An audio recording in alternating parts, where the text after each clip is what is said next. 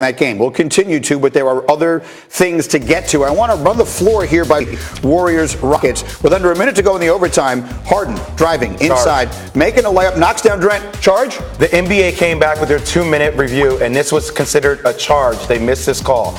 A lot of questionable calls by refs in this entire series, from landing spaces to that charge call. Let's go on to what happened after that, because in the ensuing possession, we got Draymond using a physical screen to create space for Curry. Is this, Seth, is that a clean play? I think it's a clean play. I think you got to talk defensively and communicate. Whoever is guarding Draymond has got to communicate so that the guy knows the screen is coming. So we had no issue there. Then later in that drive to the basket, so we're in the same play, is when Curry misses the dunk. I mean, Jay Will, what?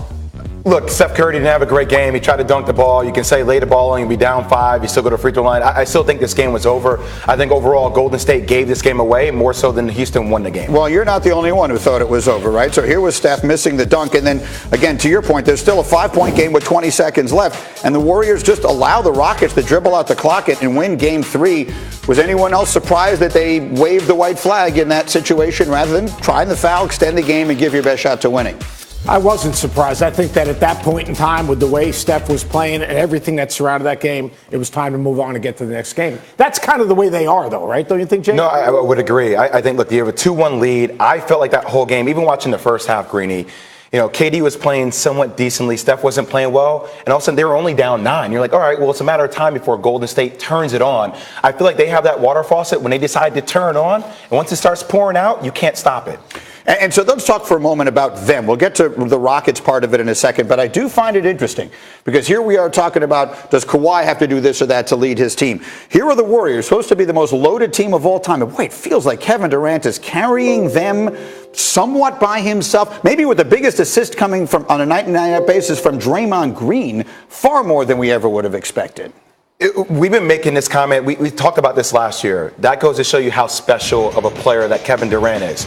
That Stephen Curry, in a way, not that he does it, but he defers to KD because KD is that gifted, that talented. Look, this team, there's nothing wrong with this team. I think they gave this one away. They have all the talent in the world. And I still think I have Golden State winning in 5. They're the best matchup in terms of KD is the best matchup to play against Houston. They really have if they put Tucker on him, he moves him off the ball. If they put another defender on him, he brings him into the post.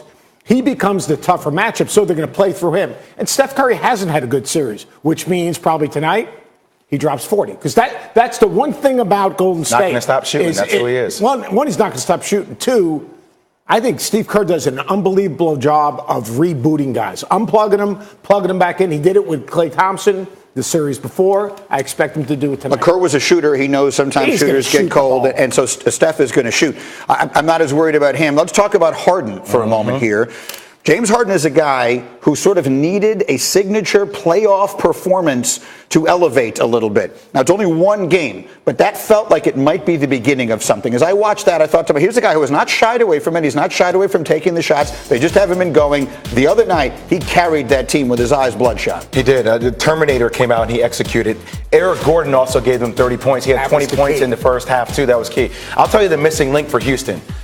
In his NBA playoff career, this is the lowest usage rate for CP3. Last year, what made them so different, Greeny, is that they were interchangeable parts. You would see times where the ball be in CP3's hands, then it would be in James' hands. We're going to break down a play later where you literally see CP3 in the corner with his hands on his knees because he's shooting 27% from the three-point line, and he's not having that much of an offensive stake in the game. You need him. Watch the play right here. Now, we're going to slow it down. That's one possession. CP3's in the left-hand corner. Hands are on his knees. That means he's not even expecting to get the ball, right? Once again, here's a skip pass. Easy slip pass. He's open again.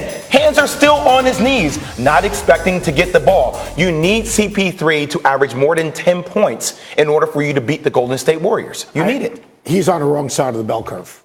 I mean, when you look at CP3, his ability to get in the lane, make the game easier for others. Why do you think the ball's in James Harden's hands? Because Chris Paul can't make the plays for others he used to be able to make. He can't make the shot. I disagree with you on that. Oh, come on. He hasn't done it. He hasn't done it all series. Seth, he can make plays, but he doesn't have the shooting ability. Like, he's not a consistent three-point shooter, which makes he get in the lane and have that burst?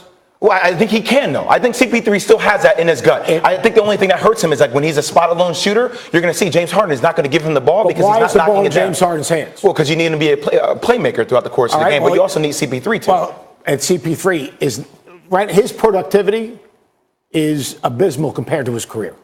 Let's find out what's going to happen tonight, obviously, because a 2-1 series, that goes one of two ways. Either the Rockets are going to make this thing spectacularly interesting, or it's for all intents and purposes going to come to an end tonight, which then would spin us forward to the Warriors, who have probably the most interesting offseason ahead of them of any team in the sport. Laura and Woj have more on that. Laura. Yeah, let's look into the future a little bit with Woj right here. And, look, from an outsider's perspective, and we're all talking about it, it feels like the Warriors, as they are currently constructed, this is the last time that we will see that. Are teams around the league, other teams operating under that assumption as well? Well, they're certainly operating under that hope because it changes the whole dynamic in the league and team building. And a lot of teams have been kind of waiting out this Warriors era. But if Kevin Durant leaves this team, well, it opens the league up to a lot of teams who think they'll be able to start competing for championships again.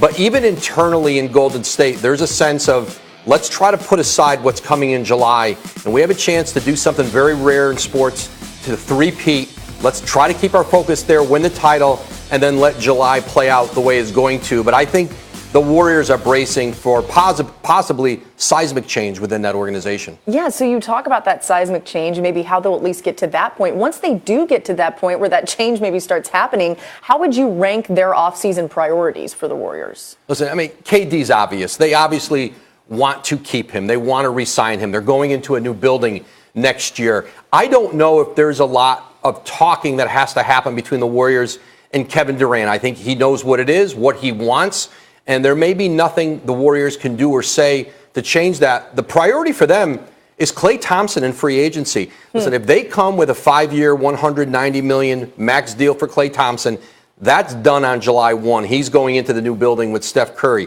If they try to do anything less than that, you can expect Klay Thompson to be out in free agency and watch not for the Lakers then, but the Clippers. Ooh, the Clippers. We've talked a lot about the Clippers so far today, and maybe more of that to come later on in the show. But for now, back to Greeny.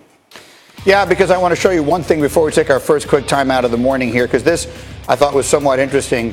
And you've got, this is Nikola Jokic. The Nuggets won yesterday, by the way, and he's been just spectacular in this. But the AV, it seems not to be his strong suit. He has great hands on the court, just not in the post-conference room. I'd like to live in a world where he thought that was still going to work when he tried talking into it. I'm assuming he realized it, but I still enjoyed it anyway. All right, let's take a quick time out. Coming up, Cowboys have some big-name players they want to lock up long-term. Is Zeke Elliott one of them? It's a big question in Big D, and we've got the answers because it's not as obvious as it sounds. And LeBron sounding off on Magic Johnson's abrupt departure. One of my colleagues here has an enormous problem with it. Don't miss it. Get